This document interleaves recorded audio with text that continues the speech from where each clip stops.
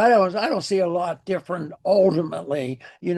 Are we going to change our foreign policy basically and become non-interventionist? Are we going to change the welfare state? Are we going to change the monetary policy? Are we going to quit running up these huge deficits with Republicans? No, it's a unitary party, and I think that the few that do defy it are recognized, but it's not a good place to be if you're looking for comfort. And I took an opinion. Well, I'll talk to people. I'll be friendly with them, but I'm not gonna pretend I can convert these people, because the conversion doesn't have to be out there. It has to be with young people. It has to be on radio programs and reaching out to people. I don't know how many people you reach out to, but I can guarantee you what you're doing now is more significant than being a member of Congress.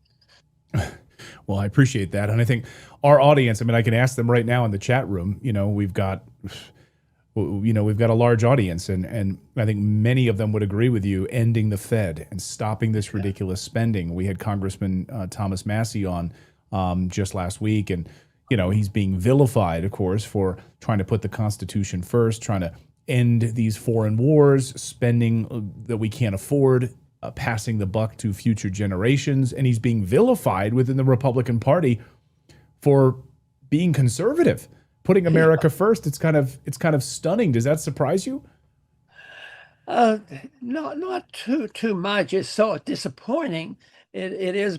But then somebody said once to me, "Aren't you very frustrated with being up there with those clowns, and they don't pay much attention to you, and they don't change the policy?" But I meet people like you and others that are doing a lot of work on it, and that's the way things change. This is the way I think the far left moves. It. I think the cultural Marxists are very successful, and they said we want chaos in the streets. We want to, rebuild society. And I said, well, they've created the chaos in the streets. Well, we as a believer in freedom, that we should take advantage of that chaos and tell them where the problem is and what the answers are. So I looked at it more in that sense, which is not very political, because it's delayed. It's education.